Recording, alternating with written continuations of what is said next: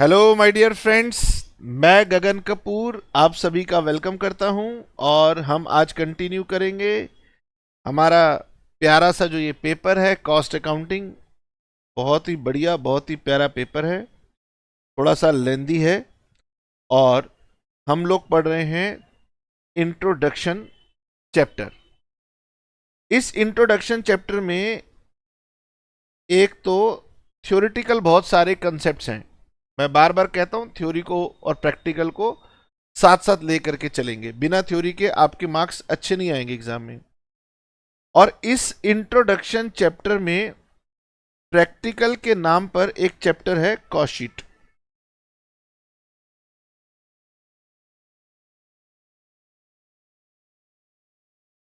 Old syllabus में क्या होता था? ओल्ड सिलेबस में इंट्रोडक्शन चैप्टर में पहले थोड़ी सी कॉस्ट शीट दी होती थी और फिर बाद में कुछ चैप्टर्स पढ़ने के बाद, मतलब जब आप यूनिट 2 पढ़ लेते थे उसके बाद यूनिट 3 पढ़ लेते थे, यूनिट 4 में जाकर के कॉस्ट शीट दोबारा पढ़नी पड़ती थी। पहले इंट्रोडक्शन में पढ़ो और फिर उसके बाद यूनिट 2 3 कंप्लीट करने के बाद दोबारा पढ़ो, यानी वो दो पार्ट में पहले हम कॉस्ट शीट पढ़ते थे।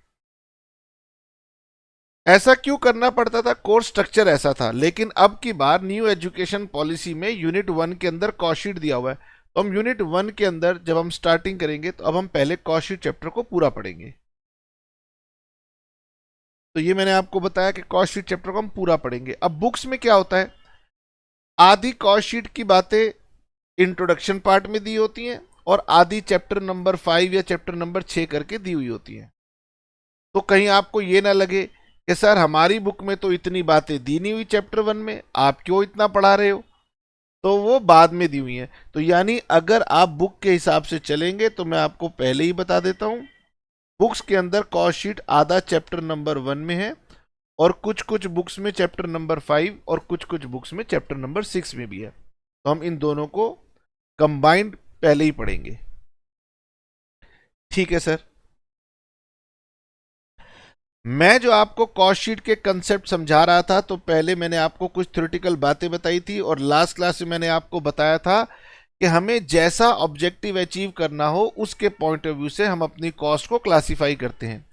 यानी हम उसे एलिमेंट वाइज क्लासिफाई कर सकते हैं, फंक्शन वाइज कर सकते हैं, ट्रेसिबिलिटी वाइज कर सकते हैं, बिहेवियर वाइज कर सकते हैं, कंट्रोलेबिलिटी या नॉर्मल एबनॉर्मल के पॉइंट ऑफ व्यू से भी हम उसे बाइफरकेट कर सकते हैं। इसके बारे में आपसे थ्योरेटिकल पूछा जा सकता है। धीरे धीरे समझेंगे, कोई जल्दीबाजी की बात नहीं है। पर मैंने लास्ट क्लास में आपको एक एलिमेंट वाइज क्लासिफिकेशन बताया था जिसमें कॉस्ट के 3 एलिमेंट होते हैं, मटेरियल, लेबर और एक्सपेंस। फिर अगर मैं इसको ट्रेसेबिलिटी के पॉइंट ऑफ व्यू से डिवाइड करता हूं तो यानी कि जो मेरा फाइनल प्रोडक्ट बन रहा है उस फाइनल प्रोडक्ट में अगर कोई व्यक्ति कॉमनली बहुत इजीली आइडेंटिफाई कर पाता है कि हाँ ये प्रोडक्ट के अंदर यूज हुआ है, उसे हम बोलते हैं डायरेक्ट। यानी कि मटेरियल क्या हो सकता है? डायरेक्ट। डायरेक्ट मटेरियल वो जो आपके प्रोडक्ट में इजीली एंड कन्वीनियंटली आइडेंटिफाइड होता है। जिसकी हम एग्जांपल देते हैं कि अगर आपने शर्ट बनाई, टी शर्ट बनाई, तो उसमें जो कपड़ा लग रहा है डायरेक्टली आइडेंटिफाई हो रहा है। फर्नीचर में वुडन का इस्तेमाल हो रहा है। ठीक है, इस तरीके से वो डायरेक्ट जो इजीली और कन्वीनियंटली आइडेंटिफाइड हो जाएंगे उन्हें हम डायरेक्ट बोलते हैं। हमारी जितनी भी डायरेक्ट कॉस्ट होती हैं, all direct cost are called prime cost. हम उन्हें नाम दे देते हैं प्राइम कॉस्ट। और जितनी भी हमारी ऑल इनडायरेक्ट कॉस्ट होती हैं दे आर कॉल्ड ओवरहेड्स। और फिर ओवरहेड्स को हम आगे फर्दर क्लासिफाई कर देते हैं। पुरानी जो हमारे क्वेश्चन हुआ करते थे या पुराने जो कंसेप्ट हुआ करते थे उसमें हम ओवरहेड्स को प्रोडक्शन, एडमिनिस्ट्रेशन और सेलिंग एंड डिस्ट्रीब्यूशन में बांटते थे। लेकिन अब नए कंसेप्ट में हम research and development, quality control और उन सब चीजों में बांट करके चलते हैं। तो direct material, indirect material, labour जो आपका प्रोडक्ट बनाने में यूज होती है वो डायरेक्ट है, जो अदर कामों में यूज हुई वो इनडायरेक्ट है, और फिर आपके एक्सपेंसेस हैं। उसके बाद हमारे आ जाते हैं ओवरहेड्स। पुराने समय में हम सिर्फ प्रोडक्शन, एडमिनिस्ट्रेशन, सेलिंग और डिस्ट्रीब्यूशन की बात करते थे। अब मैं आपको बताऊंगा, अब क्योंकि बुक्स धीरे धीरे अभी अपडेट होंगी, तो आपको रिसर्च एंड डेवलपमेंट मिलेगा, आपको प्राइमरी पैकेजिंग मिलेगी, आपको क्वालिटी कंट्रोल मिलेगा। इन सब की बातें हम लोग करेंगे। आपके सिलेबस के अकॉर्डिंगली अलग अलग इंडस्ट्री या अलग अलग बिजनेस की कॉस्टिंग करने के तरीके अलग अलग होते हैं। ठीक है, तो कॉस्ट शीट बेसिकली वहां पर ज्यादा इस्तेमाल होता है जहां पर सिंगल या आउटपुट कॉस्टिंग अप्लाई होती है। तो कई बुक्स में आपको कॉस्ट शीट के साथ एक यूनिट कॉस्टिंग करके भी कई बार लिखा हुआ मिलेगा, तो समझ लेना एक ही बात हो रही है। जब सिंगल कॉस्टिंग लिखा हो, यूनिट कॉस्टिंग लिखा हो, कॉस्ट शीट लिखा हो, ये एक ही कंसेप्ट है। उसके बाद कुछ इंडस्ट्रीज ऐसी होती हैं जहां पर बैच में प्रोडक्शन हो रही होती है, तो वहां बैच कॉस्टिंग लगती है। कुछ इंडस्ट्रीज ऐसी होती हैं जहां पर आप जॉब वर्क करवाते हो। जॉब वर्क समझते हो? मान लीजिए आपने अपने घर में, फैक्ट्री में, कहीं पर आयरन एंड स्टील का काम करना हो, तो आप उसको बताते हैं कि भैया फैब्रिकेटर जी, मेरा ये काम ऐसे करना, तो स्पेसिफिक काम होता है। आप प्रिंटिंग करवाने जाते हैं, तो प्रिंटिंग के अंदर आप उसे बताते हैं कि हमें ये वाली जॉब करानी है, तो वहां पर एक जॉब कॉस्टिंग लगती है। आप बड़ी बड़ी बिल्डिंग, डैम्स बनवाते हैं, तो वहां पर कॉन्ट्रैक्ट कॉस्टिंग लगती है। कई जगहों पर प्रोसेस में काम होता है, तो प्रोसेस कॉस्टिंग लगती है। तो आपसे पूछा जा सकता है कि कॉस्टिंग करने के क्या क्या मेथड हैं। तो अलग अलग इंडस्ट्री में अलग अलग मेथड्स इस्तेमाल करने पड़ते हैं। धीरे धीरे ये हमारा एक एक चैप्टर बनेगा। जब एक एक चैप्टर पढ़ेंगे तो आप इसको समझ जाएंगे। और ये बेसिकली आपका सारा का सारा यूनिट नंबर 4 है। This is your unit number 4। जो ट्रांसपोर्ट चलाते हैं वो ऑपरेटिंग कॉस्टिंग यूज करते हैं। ओवरहेड्स का नया नाम या मॉडर्न कंसेप्ट जो हम कहें, उसका रिफाइंड वर्जन जो है वो कहलाता है एक्टिविटी बेस्ड कॉस्टिंग। ठीक है, उसके बाद ये टर्म्स हैं। अगर आपके प्रोडक्ट सारे के सारे एक ही जैसे हैं तो हम यूनिफॉर्म कॉस्टिंग का इस्तेमाल करते हैं। जो मैनेजमेंट होती है वो मार्जिनल कॉस्टिंग का इस्तेमाल करती है। मार्जिनल कॉस्टिंग कहती है जी, फिक्स कॉस्ट को साइड में रखो, वेरिएबल कॉस्ट के बेसिस पर शॉर्टकट में डिसीजन ले लो। हमने आपको बताया था कॉस्ट कंट्रोल करना हो तो आपको स्टैंडर्ड बनाने पड़ते हैं। तो स्टैंडर्ड कॉस्टिंग हमें बताती है कि स्टैंडर्ड कैसे बनाने हैं और एक्चुअल के साथ कैसे उसका कंपैरिजन करना है, डिफरेंसेस को ढूंढना है। अगर आप पास्ट डाटा के बेस पर कॉस्टिंग कर रहे हैं तो हम उसे बोलते हैं हिस्टोरिकल कॉस्टिंग। लेकिन ज्यादातर हम जो कॉस्टिंग करते हैं वो हम करते हैं फ्यूचर के लिए, तो आपके वो वाले कंसेप्ट भी आएंगे।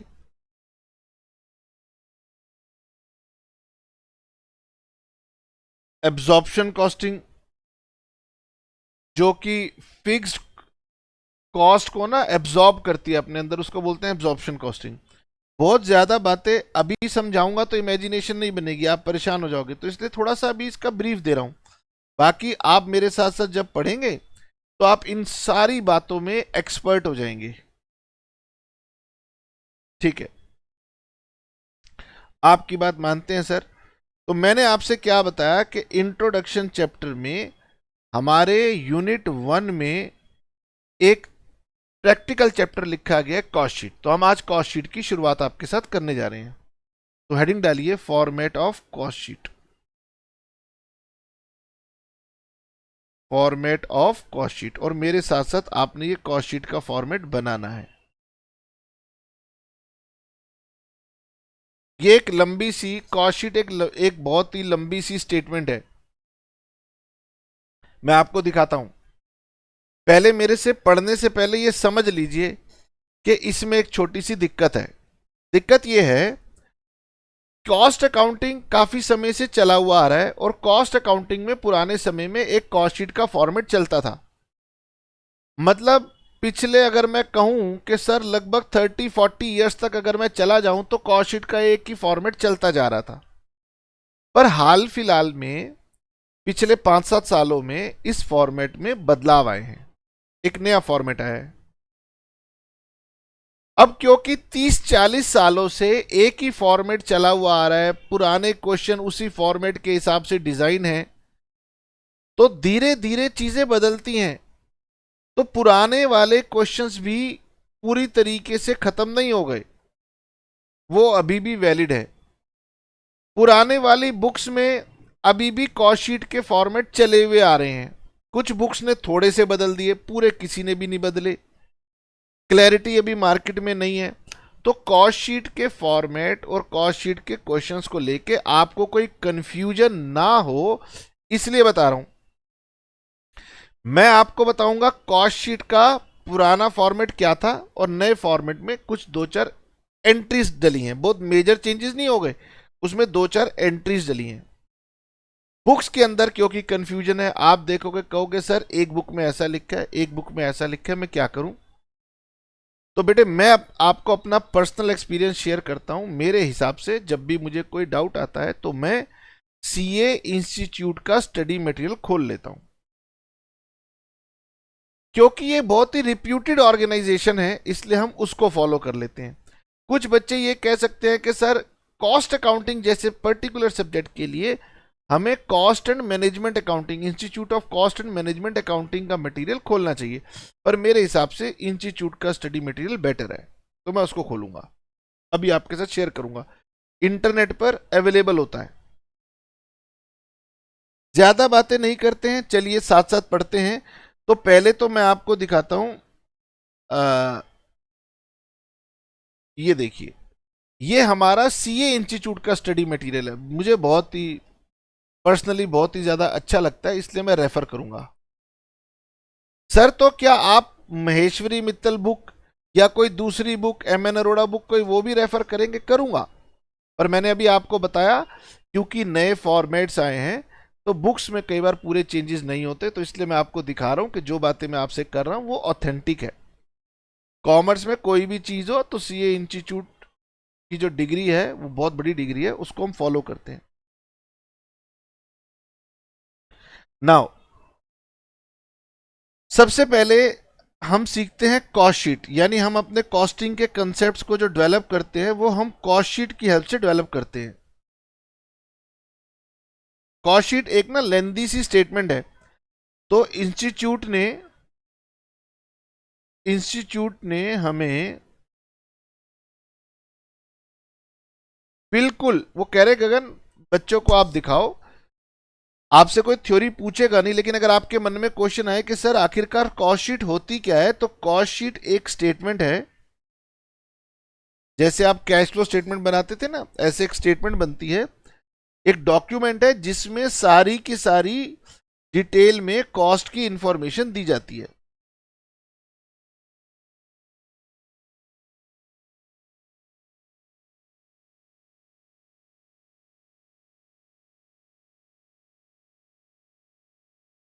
तो आइए मेरे साथ साथ हम लोग कॉस्ट शीट की बात करते हैं।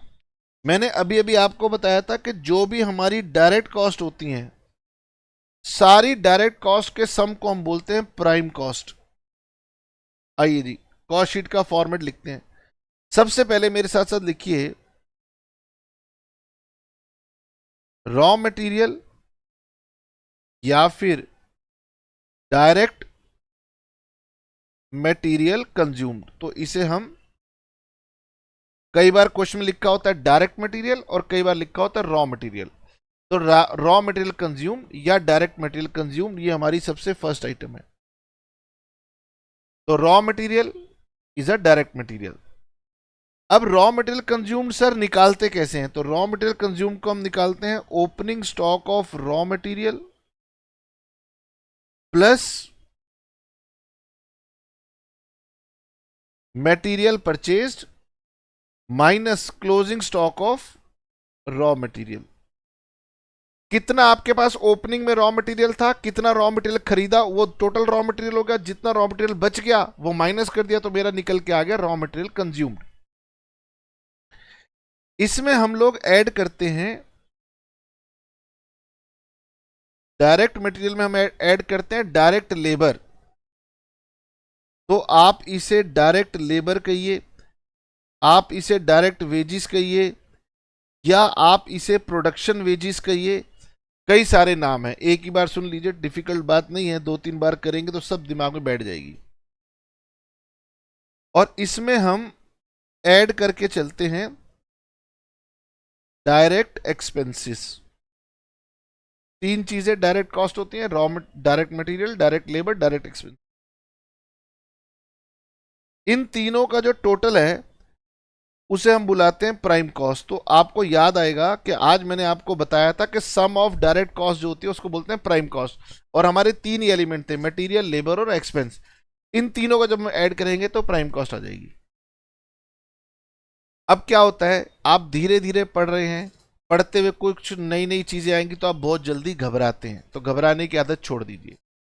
हमें 90% क्वेश्चंस जो आते हैं उसमें सीधा लिखा हुआ मिलता है direct material, direct labour, direct expense, इस तीनों को ऐड कर देते हैं, ठीक है। लेकिन सर 10% वाली सिचुएशन मेरे सामने आएगी तो मैं डर जाऊंगा, मैं कहूंगा मैंने तो कुछ सीखा ही नहीं, मेरे सर ने तो कुछ सिखाया ही नहीं। कोई बात नहीं, चिंता नहीं करो। आइए जी। तो इंस्टीट्यूट कहता है गगन, डायरेक्ट मटेरियल, डायरेक्ट लेबर और डायरेक्ट एक्सपेंस, इन तीनों के सम को बोलते हैं प्राइम कॉस्ट। तो वो टुकड़ों में सिखा रहे हैं। मैंने कहा जी ठीक है। डायरेक्ट मटेरियल को हम रॉ मटेरियल भी बोलते हैं, और यहां पर बेसिकली हम लेते हैं डायरेक्ट मटेरियल या रॉ मटेरियल कंज्यूम्ड। और रॉ मटेरियल कंज्यूम्ड कैसे आता है, तो opening stock of raw material, add raw material purchased और minus closing stock of raw material minus कर दो तो वो रॉ मटेरियल कंज्यूम्ड हो जाता है। ये मैंने आपको फॉर्मूला बता दिया।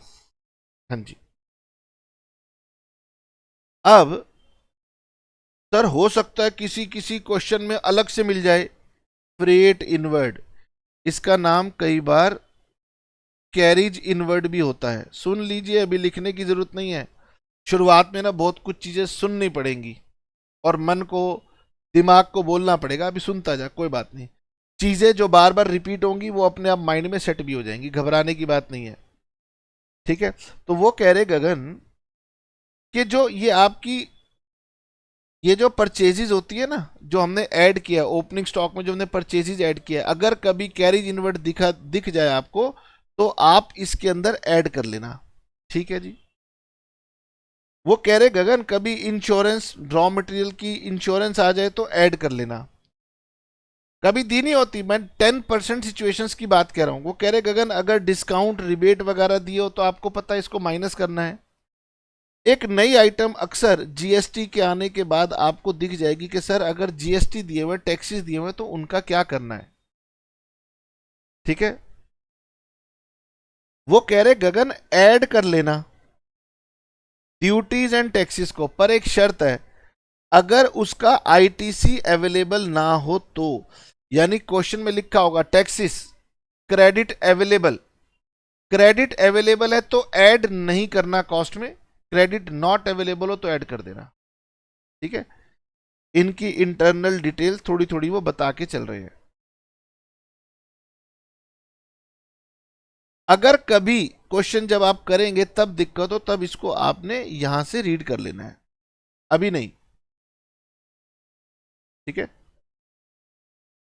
आपको कॉस्ट शीट का क्वेश्चन करते हुए अगर कभी थोड़ी बहुत दिक्कत आएगी तो वो डायरेक्ट एक्सपेंस को लेके आएगी कि सर डायरेक्ट एक्सपेंस में क्या आता है, रॉयल्टी पेड फॉर प्रोडक्शन, ये आता है,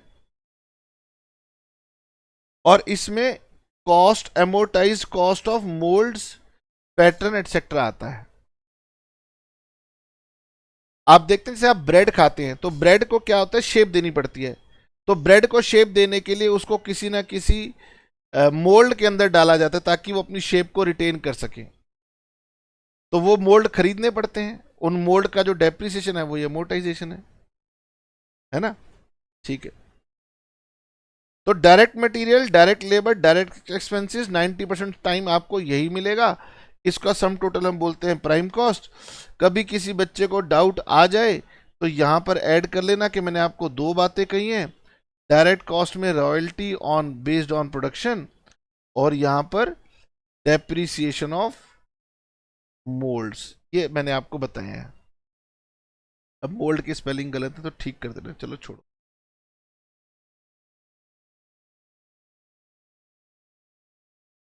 एटसेट्रा। ठीक है, अब प्राइम कॉस्ट के बाद हम इसमें ऐड करते हैं फैक्ट्री ओवरहेड्स। प्राइम कॉस्ट में ऐड कीजिए फैक्ट्री ओवरहेड्स। सीए इंस्टीट्यूट ने बहुत डायरेक्ट में आपको सारी बातें समझा रखी हैं, बुक में भी मिलेंगी, घबराना नहीं। लेकिन शुरुआत करने के लिए हम धीरे धीरे चीज़ों को याद करना शुरू करते हैं। पहले आपने रॉ मटेरियल कंज्यूम निकाला, डायरेक्ट लेबर जोड़ा, डायरेक्ट एक्सपेंस जोड़ा, आपकी प्राइम कॉस्ट आई। प्राइम कॉस्ट में आपने जोड़ना है फैक्ट्री, वर्क्स, प्रोडक्शन या मैन्युफैक्चरिंग ओवरहेड्स। तो फैक्ट्री ओवरहेड्स कहिए, प्रोडक्शन ओवरहेड्स कहिए, फैक्ट्रीज को वर्क्स कहते हैं तो वर्क्स ओवरहेड कहिए, मैन्युफैक्चरिंग ओवरहेड्स कहिए। इसमें आप प्लस कर दीजिए। अब सर इसमें आता क्या क्या है, ये तो एक हेडिंग है, इसमें आता क्या क्या है धीरे धीरे बात करेंगे, कोई बात नहीं। अभी समझ लीजिए, इसको ऐड कर देते हैं। इसको ऐड करने के बाद जो हमारे पास फिगर आती है उसको हम नाम देते हैं gross works cost, gross factory cost. इसमें हमने ऐड करना है, मेरे साथ साथ लिखते चलिए, याद करते चलिए। ये पहले स्टार्टिंग है, पहले कुछ बातें याद की जाती हैं, फिर धीरे धीरे क्वेश्चन बनाते बनाते हम उनको रिपीट करते हैं, एक्सप्लेन करते हैं, तो वो हमें और अच्छे से आ जाती है। इसमें ऐड करना है आपने opening stock of work in progress,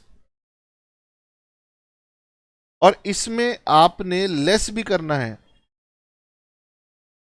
closing stock of work in progress, WIP। ठीक है, तो जो चीज ग्रॉस है उसमें हम जब प्लस माइनस करेंगे तो ये बन जाती है नेट वर्क्स कॉस्ट। तो वर्क्स कॉस्ट कहो, फैक्ट्री कॉस्ट कहो, एक ही बात होती है, लेकिन हम ज्यादातर इसको वर्क्स कॉस्ट बुलाते हैं। यहां तक हमारे पुराने फॉर्मेट और नए फॉर्मेट दोनों साथ साथ चल रहे हैं। अब रिसेंट हाल फिलहाल में कुछ चेंजेस हुए और उन्होंने कुछ चीजें इसमें ऐड की। तो उन्होंने कहा अब नए जो पुराने एग्जामिनेशन क्वेश्चन है उनमें ये आइटम नहीं दिखेंगी, तब ये अलग से होती नहीं थी। अब जो नए क्वेश्चन रिसेंटली 2-4 सालों के देखोगे तो उनमें ये आइटम दिखेंगी। तो वो कह रहे गगन अब इसमें आपने क्या क्या ऐड करना है, ये देखिए मेरे साथ। सबसे पहले इसमें ऐड करना है क्वालिटी कंट्रोल कॉस्ट। प्रोडक्ट जब बन जाता है तो प्रोडक्ट की क्वालिटी को चेक कीजिए। सर क्या हर कंपनी अपने प्रोडक्ट की क्वालिटी चेक करती है? करनी तो चाहिए। तो उन्होंने तो कहा कि हम छोटी बड़ी कंपनी के हिसाब से थोड़ी ना स्टेटमेंट देते हैं, हम तो कहते हैं बड़ी कंपनी कॉस्ट लगाती है। क्वालिटी, मैं इसको रेड पेन से लिखूं, रेड पेन से लिखता हूं, एड क्वालिटी कंट्रोल कॉस्ट्स। ठीक है, नए फॉर्मेट में ये आपको मिलेंगी। तो पुराने जो एग्जामिनेशन क्वेश्चन है उसमें नहीं मिलेंगी, तो जो चीज नहीं मिलेगी हम छोड़ दिया करेंगे, जो चीज मिलेगी डाल दिया करेंगे, धीरे धीरे क्वेश्चन आपको मिलेंगे। ठीक है सर। उसके बाद मिलेगी हमें रिसर्च एंड डेवलपमेंट कॉस्ट। दूसरी इसमें ऐड होगी रिसर्च एंड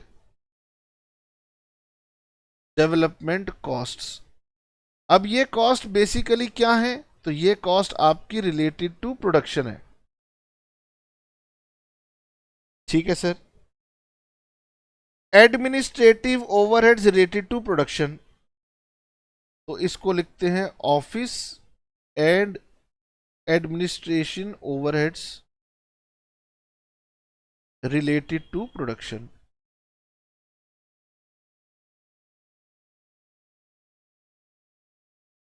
अब पुराने वाले क्वेश्चंस के अंदर मेरी बात ध्यान से सुनो, सिंपली लिखा हुआ होता था ऑफिस एंड एडमिनिस्ट्रेशन ओवरहेड्स।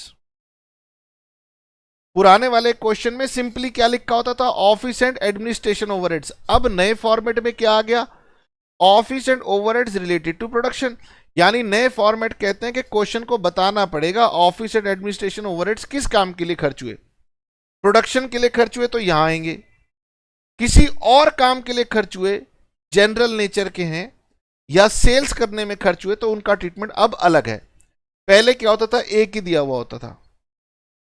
तो अगर कोई पुराना क्वेश्चन करते हुए हमारे पास क्वेश्चन आ जाएगा तो हम एजम्पशन डाल देंगे कि हमने उसे प्रोडक्शन का माना है तो हमने उसको यहां पे डाल दिया, हमने उसको जनरल माना है तो हमने उसका दूसरा ट्रीटमेंट कर दिया, हम वो डाल दिया करेंगे। ठीक है, क्योंकि प्रैक्टिस करते हुए क्वेश्चन आगे तो करना ही है। एग्जाम में उम्मीद करते हैं कि आपको दिया हुआ होगा कि ये office administration overhead related to production है या इन जनरल है।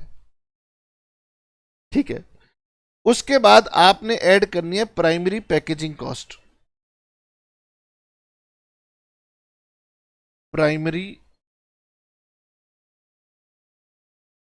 Packaging cost. आप कभी घी लेने गए हो मार्केट में, जब घी लेने जाते हैं तो घी आपको किसी ना किसी कंटेनर में मिलेगा। मेडिसिन लेने जाते हैं तो वो आपको स्ट्रिप में एक प्लास्टिक की स्ट्रिप होती है उसके अंदर डाल के देते हैं। टूथपेस्ट लेने जाते हैं तो टूथपेस्ट ट्यूब के अंदर आती है ना। तो अगर आप कोई ऑयल लेने जाएं, सर मैं नारियल तेल लगाता हूं तो बॉटल में आएगा। तो पैकेजिंग दो तरीके की होती है। एक होती है प्राइमरी पैकेजिंग, भैया प्रोडक्ट को हाथ में थोड़ी ना देंगे, किसी ना किसी चीज में रैप करके देंगे। सर चॉकलेट है तो वो अपने रैपर में आएगी, टॉफी है रैपर में आएगी। सर मुझे दाल लेनी है तो वो कोई ना कोई उसका पाउच पैक करके देंगे। तो प्रोडक्ट को देने के लिए जो जरूरी पैकेजिंग होती है उसको बोलते हैं प्राइमरी पैकेजिंग। तो प्राइमरी पैकेजिंग हमारी प्रोडक्शन का पार्ट होती है। अच्छा सर मेरा काम, मैं दाल बनाता हूं, तो ठीक है आपने दाल के 50 पैकेट बना दिए।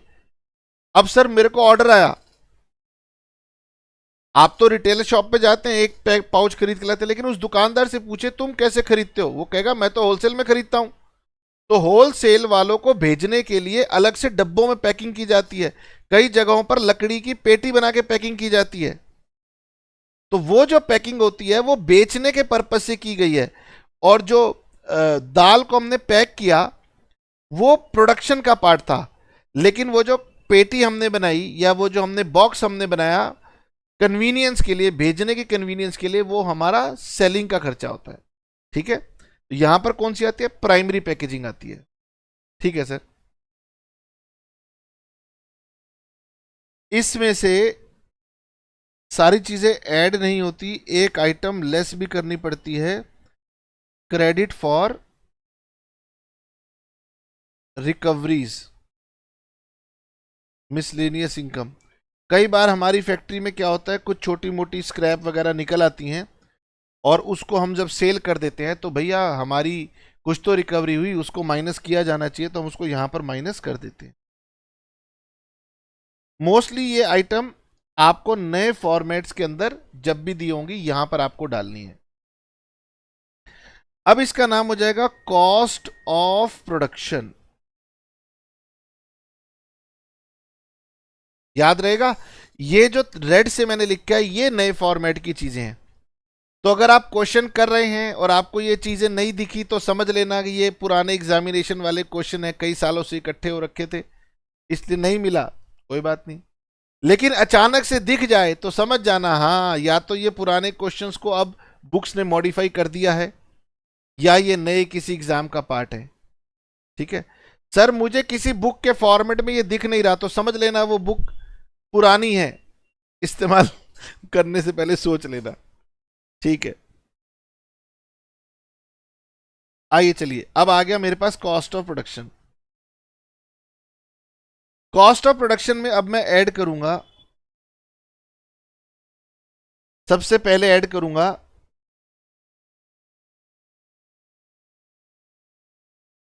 Opening stock of finished goods और लेस कर दूंगा closing stock of finished goods. Cost of production में लिखिए add opening stock of finished goods less closing stock of finished goods.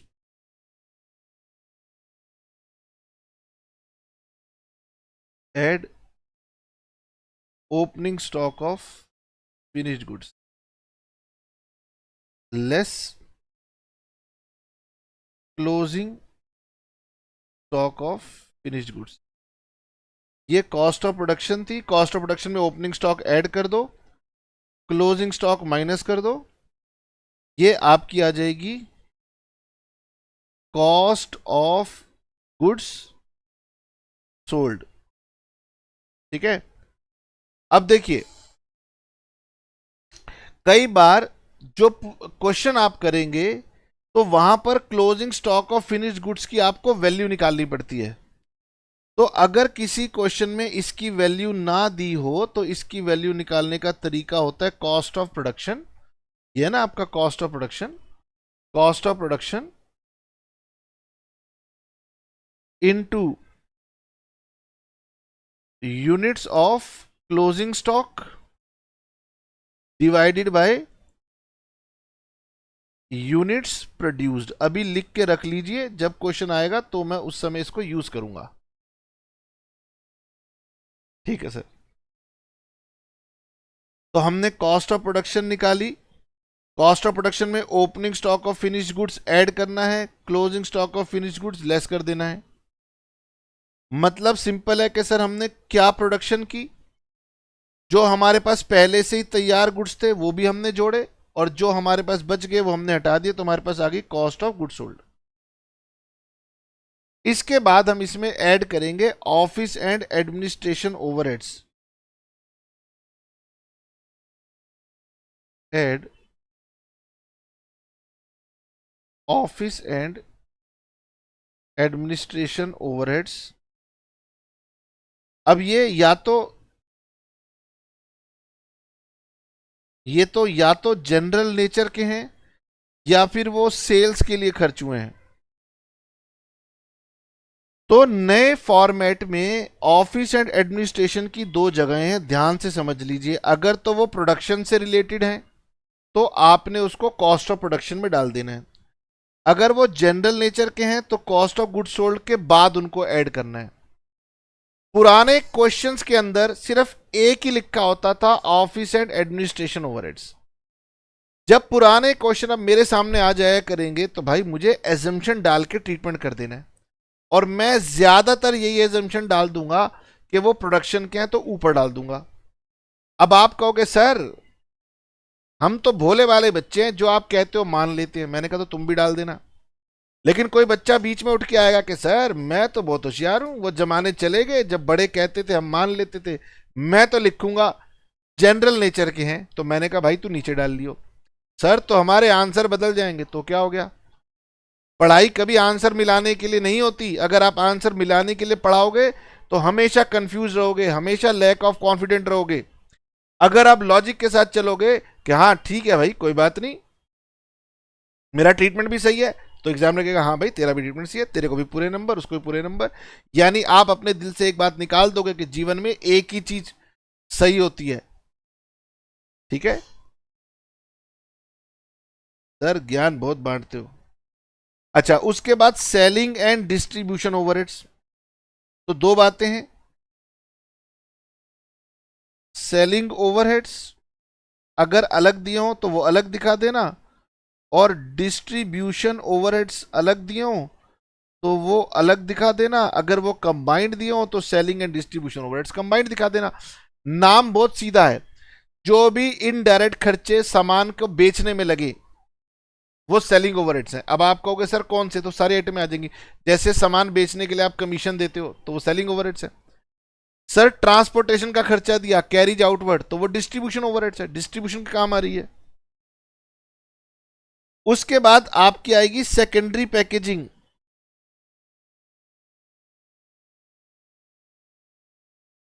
Secondary packaging ये आएगी। और यहां पर एक नई आइटम है जो पहले नहीं होती थी, अब है, that is interest and finance cost. जो आपको ब्याज लग रहे हैं उनको अब सम्मान दिया गया है। तो नया फॉर्मेट कहता है सर इसको भी यहां पर जोड़ देना। ये चेंजेस हैं पुराने फॉर्मेट में और नए फॉर्मेट में, ध्यान से समझ लेना वरना आगे चले कंफ्यूजन पैदा करेंगे। अब सर इसका नाम क्या हो जाएगा, अब इसका नाम हो जाएगा कॉस्ट ऑफ सेल्स। और कॉस्ट ऑफ सेल्स में जब प्रॉफिट ऐड कर देंगे तो हमारी आ जाएगी सेल्स। अब बेटे होता क्या है, कॉस्ट ऑफ सेल्स तो हमने कैलकुलेट की और सेल्स हम हमेशा पहले से ही जानते होते हैं। तो बेसिकली ये जो प्रॉफिट आता है ये हमारा बैलेंसिंग फिगर होता है और ये प्रॉफिट हमारा कहलाता है कॉस्टिंग का प्रॉफिट। और जो आपने P&L में प्रॉफिट निकाला था वो था फाइनेंशियल अकाउंट्स का प्रॉफिट। सर क्या ये दोनों प्रॉफिट सेम आएंगे? नहीं, ये दोनों अलग अलग आएंगे, क्योंकि वो फाइनेंशियल अकाउंटिंग के कंसेप्ट पे बन रहा है, ये कॉस्टिंग के कंसेप्ट पे बन रहा है। तो इनमें कई बार थोड़े से कॉमन डिफरेंसेस होंगे, कुछ क्या कहें, स्ट्रक्चरल डिफरेंसेस हैं, कंसेप्चुअल डिफरेंसेस हैं फाइनेंशियल अकाउंटिंग और कॉस्ट अकाउंटिंग के अंदर, जिसकी वजह से डिफरेंस आना ही आना है। इसका एक चैप्टर होता है जिसकी वजह से हम इसको रिकंसाइल करते हैं। अगर आपको ध्यान हो तो one of the limitation of cost accounting यही थी कि भाई अब मैंने कॉस्ट अकाउंटिंग फॉलो कर लिया, अब मेरे सामने इसका प्रॉफिट आएगा, फिर मेरे को चिंता लगेगी यार फाइनेंस ने तो कुछ और प्रॉफिट दिया था, फिर हम इन दोनों को रिकंसाइल करेंगे, मेरा तो काम बढ़ गया। कोई बात नहीं, ये हमारा नया फॉर्मेट हो गया, ठीक है, ओके। अब कई बार क्या होगा, आपको कुछ छोटी छोटी जानकारी क्वेश्चन के अंदर मिसिंग होगी, कैलकुलेट करनी पड़ेगी। सर मुझे number of unit sold question में नहीं दिए हुए। अगर कभी नंबर ऑफ यूनिट सोल्ड ना दिए हो तो ये वाला फॉर्मूला रट लीजिए, इसको आपने लगाना है। Sir valuation of closing stock, हमारे पास तीन तरह का स्टॉक आया था। अगर इस फॉर्मेट को दोबारा रिवाइज करेंगे तो पहला तो आया था रॉ मटेरियल, जो कि हमने सबसे पहली लाइन में रॉ मटेरियल कंज्यूम में एडजस्ट किया था। दूसरा आया था हमारे पास WIP, जो कि मैंने ग्रॉस वर्क्स कॉस्ट निकाल के एडजस्ट किया था। और तीसरा आया था मेरे पास finished goods. Generally raw material की वैल्यूएशन और WIP की वैल्यूएशन क्वेश्चनों में दी हुई होती है। फिनिश्ड गुड्स में कई बार वो हमसे क्लोजिंग स्टॉक की वैल्यू निकालने को कहता है कि क्लोजिंग स्टॉक की वैल्यू निकालो। तो क्लोजिंग स्टॉक की वैल्यू कॉस्ट ऑफ प्रोडक्शन के बेसिस पे निकालते हैं, मैंने आपको फॉर्मूले में बता दी थी। कोई भी एबनॉर्मल लॉस कभी भी कस्टमर से हम चार्ज नहीं कर सकते, वो कॉस्ट शीट का हिस्सा नहीं बनता। ये तीन बातें आप अभी समझ लीजिए, बाकी बातें हम आपके साथ धीरे धीरे करके करेंगे, ठीक है। आइए जी, सर थोड़ा सा सांस ले लें, आपने एक लंबा चौड़ा हमें फॉर्मेट लिखवाया है, अभी ये फॉर्मेट और खुलेगा और बढ़ेगा। दो चार क्वेश्चन करते हैं कि कम से कम सर इतनी बातें अपने हम अपनी दिमाग में बैठा लें, फिर हम आगे चलेंगे, है ना, ठीक है। मैंने आपको बताया कि कई सालों से हमारे कॉस्ट शीट का एक पुराना फॉर्मेट चला आ रहा था, तो जितनी भी मैंने ये लाल से आइटम लिखे हैं ये रीसेंट अमेंडमेंट है। तो इसीलिए पुराने क्वेश्चन में दरअसल ये कई बार हो सकता है ये चीजें मिसिंग होंगी, कई बार दी भी हो सकती हैं। अब सर जब हम बुक में क्वेश्चन करेंगे तो अक्सर हमें पुराने वाले क्वेश्चन मिलेंगे, तो इसलिए मैं बुक पे क्वेश्चंस बाद में जाऊंगा। पहले मैं आपको CA इंस्टीट्यूट के स्टडी मटेरियल से कुछ क्वेश्चन कराता हूं, ठीक है। करते हुए कॉन्फिडेंस के साथ करना, ये सोच के मत करना कि सर ये तो CA इंस्टीट्यूट का स्टडी मटेरियल। भाई मैं कंसेप्ट बिल्डिंग कर रहा हूं, स्टार्टिंग के क्वेश्चन करा रहा हूं, जिससे आपको फॉर्मेट समझा सकूं और ये बता सकूं ये बहुत कॉमन क्वेश्चन है, सभी एग्जाम में देखे जाते हैं, चाहे ग्रेजुएशन का हो, चाहे CA का हो, चाहे MCOM का भी हो, बेसिक क्वेश्चन है। तो मेरे साथ साथ चलते हैं CA इंस्टीट्यूट के स्टडी मटेरियल के पास। ये जो अभी आपको दिखाई दे रहा है ना, आंखें बंद कर लो कि क्या है, ये धीरे धीरे समझ में आएगा। सर फिर तो हम बहुत नॉलेजेबल ज्ञानी बन जाएंगे। हाँ जी, ये मैंने आपको कॉस्ट शीट का ये फॉर्मेट करवाया है, ये जो आपके सामने आ रहा है ना ये सारा फॉर्मेट, ये मैंने आपको करवाया है। सर ये मुझे चाहिए हो तो कहाँ से मिलेगा? ये आप CA इंस्टीट्यूट के वेबसाइट पे लिखिए CA स्टडी मटेरियल, वहाँ पर CA इंटर में लिखेंगे तो वहाँ से आपको मिल जाएगा। मैं भी इसको अपनी उस पर डाल दूंगा, और अगर नहीं भी डाला तो आप यहाँ से इसको पढ़ सकते हैं। अभी क्वेश्चन पर फोकस कीजिए जो मैं करवा रहा हूं।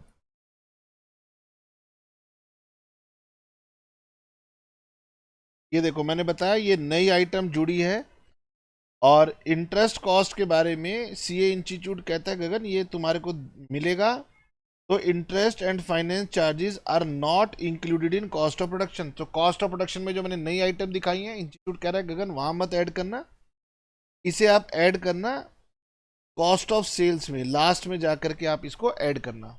और ये जो मैं पढ़ा रहा हूं ये सिर्फ सीए इंस्टीट्यूट के लिए वैलिड नहीं है, ये हर उस कॉस्ट शीट के लिए वैलिड है जो किसी भी कॉमर्स एग्जाम में आप बनाते हो। आइए जी, तो धीरे धीरे हम एक छोटे से क्वेश्चन से शुरुआत करते हैं। सर क्वेश्चन क्या है, हम क्वेश्चन करते जाएंगे, कॉस्ट शीट का फॉर्मेट हमें याद होता जाएगा। Following data relates to manufacturing of a standard product during the month of April. एक महीने का आपको डेटा दिया हुआ है, वो कह रहे गगन रॉ मटेरियल्स 1,80,000। अब आपके मन में क्वेश्चन आएगा सर ये रॉ मटेरियल कंज्यूम्ड है या नॉर्मल है, ये रॉ मटेरियल कंज्यूम्ड है। वो कह रहे गगन धीरे धीरे बच्चों को बताओ, पहले रॉ मटेरियल कंज्यूम्ड मान लो, आगे चल के मैं जब आपको स्टॉक ऑफ रॉ मटेरियल दूंगा तो प्लस माइनस कर लेना। उसके बाद कह रहे गगन डायरेक्ट वेजिस, ओके। उसके बाद होता है डायरेक्ट एक्सपेंस, तो सर वो तो मुझे कहीं मिला ही नहीं, डायरेक्ट एक्सपेंस मुझे मिला ही नहीं। और मुझे अचानक याद आ गया कि मैं आपको यहां पर लिखवाना भूल गया, कई बार डायरेक्ट एक्सपेंस का नाम चार्जेबल एक्सपेंसेस भी होता है। तो हमारे पास direct and chargeable expenses question में कई बार नहीं होते। ओके सर, मेरे साथ साथ बनाना शुरू करेंगे। इलस्ट्रेशन नंबर 1 लिख देना, हमने आईसीआई के मॉड्यूल से किया, कोई बात नहीं। हेडिंग डालो कॉस्ट शीट, एक ही कॉलम से काम चल जाएगा, सिंपल सा क्वेश्चन है। यहां लिखेंगे पर्टिकुलर्स और यहां लिखेंगे अमाउंट। याद कर लो सबसे पहले क्या होता है, रॉ मटेरियल कंज्यूम्ड। सर इसका दूसरा नाम क्या होता है, डायरेक्ट मटेरियल कंज्यूम। सर मैं क्या लिखूं, मैंने कहा कुछ भी लिख सकते, यहां पर आप लिख सकते हो डायरेक्ट लेबर। सर क्या इसके जगह मैं प्रोडक्टिव वेजेस लिख सकता हूं, लिख सकते हो। सर क्या इसकी जगह मैं फैक्ट्री वेजेस लिख सकता हूं, लिख सकते हो। यहां पर लिखना है डायरेक्ट या फिर चार्जेबल एक्सपेंसेस, जो भी आपको ठीक लगे आप लिख सकते हो। सर लेकिन क्वेश्चन में दिए हुए नहीं है, नहीं दिए हुए तो भी हैबिट डालना शुरू करेंगे ताकि आपको फॉर्मेट याद हो। इसको बोलते हैं प्राइम कॉस्ट। प्राइम कॉस्ट में ऐड कर देते हैं हम लोग फैक्ट्री के ओवरहेड्स।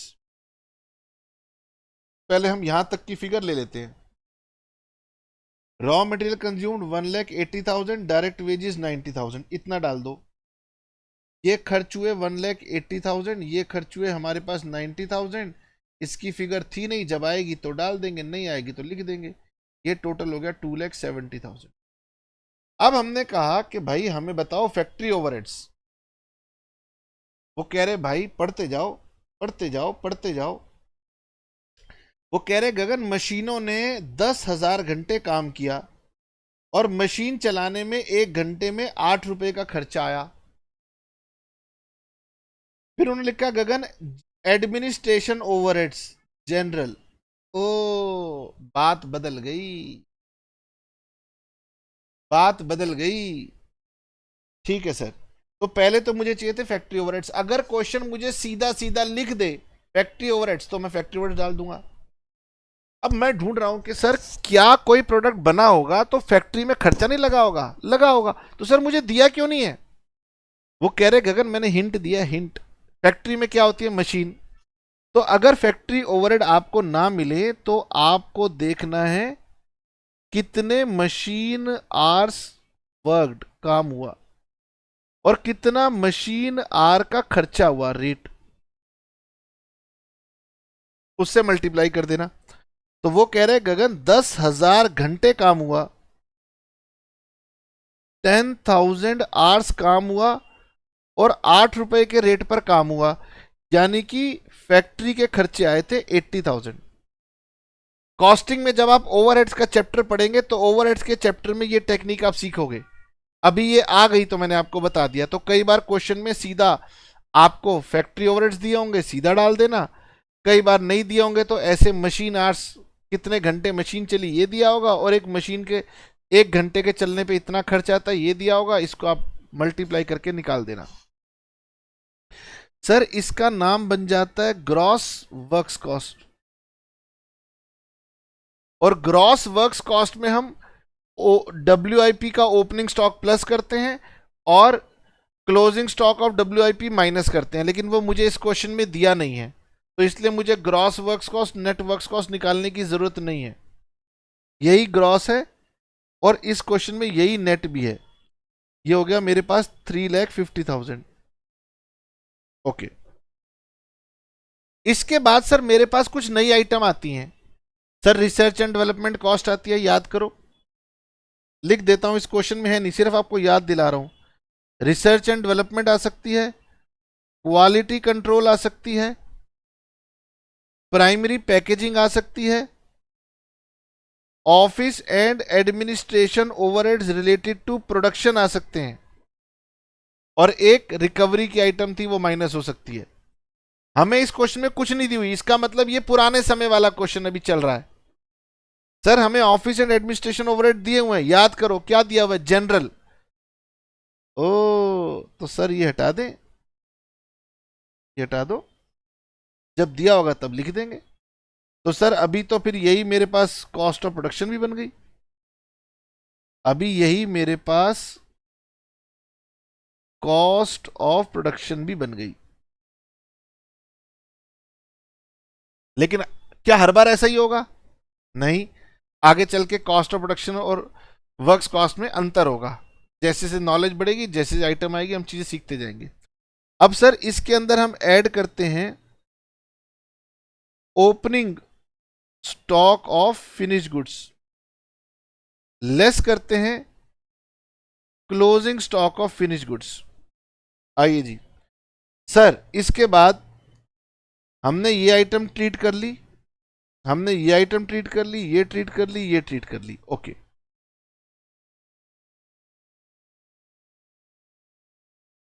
अब यहां पर ध्यान देने वाली बात यह है कि आपने अब ये एडमिनिस्ट्रेशन ओवरहेड्स का अभी प्रोडक्शन में काम नहीं है, तो थोड़ी देर रुक के इसको बात करते हैं। और सेल तो बहुत प्रोडक्शन के बाद की बात है, इसको बाद में ट्रीट करेंगे। क्वेश्चन कह रहे हैं मैंने यूनिट्स प्रोड्यूस किए हैं 4,000, लेकिन मैंने यूनिट सोल्ड किए हैं 3,600। दिमाग लगाइए, आपने 4,000 यूनिट्स तो प्रोड्यूस किए लेकिन बेचे हैं 3,600। क्या आपको नहीं लगता कि आपके पास क्लोजिंग स्टॉक बचा होगा? कितना बचा होगा? 400 यूनिट्स का बचा होगा। ओ सर ये कहां से आ गया? तो मैंने आपसे कहा था कि कभी कभी आपको ये वाला फॉर्मूला रटना पड़ेगा। यहां पर नंबर ऑफ यूनिट सोल्ड ये दिए हुए हैं 3,600, यूनिट प्रोड्यूस दिए हुए हैं 4,000, ओपनिंग स्टॉक के यूनिट्स क्वेश्चन में है नहीं, और क्लोजिंग स्टॉक के यूनिट्स मेरे एक्स हो गए, तो सॉल्व कर लेना। तो ये फॉर्मूला कुछ भी निकालने काम आएगा। सर मुझे यूनिट सोल्ड नहीं दिए हो तो भी ये फॉर्मूला लगा देना, मुझे यूनिट्स प्रोड्यूस ना दिए हो तो भी ये फॉर्मूला लगा देना, सर मुझे क्लोजिंग स्टॉक के यूनिट्स नहीं दिए हुए तो भी ये फॉर्मूला लगा देना। 2-4 बार आप लगाओगे, आप इसमें एक्सपर्ट हो जाओगे। ठीक है, तो हमने यूनिट्स प्रोड्यूस किए 4,000, लेकिन हमारे पास क्लोजिंग स्टॉक है 400। ये बात हमें क्वेश्चन पढ़ के समझ में आ गई। नाउ सर ये जो क्लोजिंग स्टॉक मेरे पास आएगा, closing stock of finished goods 400 units का आएगा, इसकी वैल्यू कहां से आएगी? वापिस चलते हैं। तो मैंने आपसे कहा था कि अगर क्लोजिंग स्टॉक की वैल्यू निकालनी हो तो आपने cost of production upon unit produced into units of closing stock, ये फॉर्मूला आपने अप्लाई करना है। अप्लाई करते हैं, चलिए फॉर्मूला क्या लगाना है मुझे इसके लिए? Cost of production multiplied by closing stock के units divided by units produced, ये फॉर्मूला लगाना है। सर हमारी कॉस्ट ऑफ प्रोडक्शन थी 3,50,000, हमने यूनिट्स प्रोड्यूस किए 4,000 और हमारे पास क्लोजिंग स्टॉक की यूनिट्स आए 400। नीचे वर्किंग नोट में दिखा देना कि आपने क्लोजिंग स्टॉक के यूनिट्स कैसे निकाले थे। तो सर ये वैल्यू आ जाएगी हमारे पास 35,000। इसको क्या नाम देते हैं? इसको हम नाम देते हैं कॉस्ट ऑफ गुड्स सोल्ड, 3,15,000। ठीक है, अब मेरी बात ध्यान से सुनना, जो आपसे सेकंड मिस्टेक होती है, कॉस्ट ऑफ गुड्स सोल्ड आपके यूनिट्स हैं 3,600 यूनिट्स,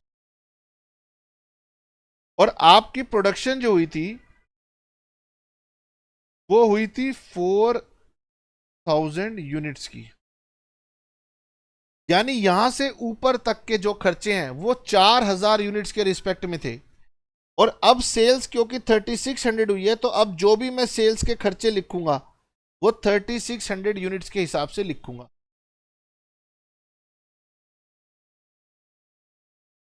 अब सर एडमिनिस्ट्रेशन ओवरहेड्स हैं 35,000, तो क्योंकि ये अमाउंट मुझे पूरा पूरा दिया हुआ है, add office and administration overheads general amount है 35,000। पूरा पूरा अमाउंट दिया हुआ है, एज इट इज लिख दो, कुछ नहीं करना आपने, कोई दिमाग नहीं लड़ाना। अब सर सेलिंग के ओवरहेड्स अब मुझे सीधे सीधे नहीं दिए हुए, वो मुझे पर यूनिट दिए हुए हैं।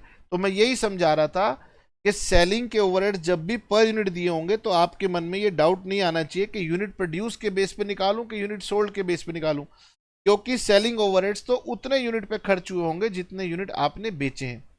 तो 5 रुपीज इंटू 3,600 आएगा। गलती से भी इसको आप 4,000 ना कर देना। यहां लिखेंगे हम selling and distribution overheads 3,600 into 5,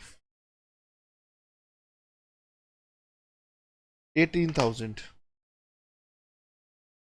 इसके साथ साथ यहां पर सेकेंडरी पैकेजिंग हो सकती है, इसके साथ साथ यहां पर इंटरेस्ट एंड फाइनेंस कॉस्ट हो सकती है। जो नई आइटम हमारे पास आई है वो है इंटरेस्ट एंड फाइनेंस कॉस्ट। तो क्वेश्चन कह रहा है कि वो हमने दिया नहीं है क्योंकि पुराने फॉर्मेट का क्वेश्चन है। इसका नाम हो जाएगा cost of sales. 3,15,000 plus 35,000 plus 18,000, 3,68,000। This is cost of sales. Profit जो कि हमारी होगी बैलेंसिंग फिगर, लास्ट में आएगा सेल्स। सेल्स की वैल्यू क्या होगी? सेल्स के जितने यूनिट्स हैं into selling price per unit. आपने सोल्ड किए थे कितने? 3,600 यूनिट। सेलिंग प्राइस कितना था? 125। तो 3,600 यूनिट्स 125 रुपीज के हिसाब से सेल हुए हैं। ये वैल्यू मेरे पास बन गई 4,50,000 और इन दोनों का डिफरेंस 82,000 मेरे पास आ रहा है प्रॉफिट। ठीक है, कॉस्ट शीट है। कॉस्ट शीट में बहुत सारी वेराइटीज हैं, हम धीरे धीरे करते जाएंगे, धीरे धीरे नॉलेज इंप्रूव होती जाएगी। तो आपने अभी बहुत जल्दी घबराना नहीं है। हम अभी कॉस्ट शीट के ऊपर काफी समय लगाने वाले। पहले हम यहां से क्वेश्चन करेंगे, कंसेप्ट बिल्डअप करेंगे, फिर हम कहेंगे आन दे भाई, जहां से आता है आन दे, यहां से आ, वहां से आ, जहां से आ, नया हा पुराना, हम समझ जाएंगे हाँ सर ये तो पुराने फॉर्मेट का क्वेश्चन है, ओके ऐसे एडजस्ट करना है। चलिए ठीक है सर, बातें बहुत बनाते हो आप, आगे बढ़ते हैं। हमने वो कह रहे गगन, क्वेश्चन तो हमने बाद में पढ़ा, you are required to prepare cost sheet. आपने कॉस्ट पर यूनिट निकालना है। ओहो, एक काम और करना था, एक कॉलम कॉस्ट पर यूनिट का बनाना था, चलो कोई बात नहीं। और प्रॉफिट निकालना है, प्रॉफिट हमारा 82,000 आया था, ये 82,000। अब बुक की प्रेजेंटेशन थोड़ी सी अलग है, तो आपने वही प्रेजेंटेशन को फॉलो करना है जो मैंने आपको बताई है। सर यहां पर दो कॉलम है, तो मुझे भी 2 कॉलम बनाने चाहिए थे, मगर मैंने बाद में देखा तो कोई बड़ी बात नहीं है।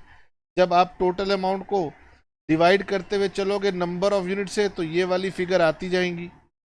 और मैंने आपको बताया था कि यहाँ तक जितनी भी चीज़ें हैं वो 4000 यूनिट्स के रिस्पेक्ट में है, तो उन्हें 4000 से डिवाइड करते हुए चलना। और उसके बाद यहाँ की जो चीज़ें हैं वो 3600 यूनिट्स के रिस्पेक्ट में है, तो उनको 3600 से डिवाइड करते हुए चलना।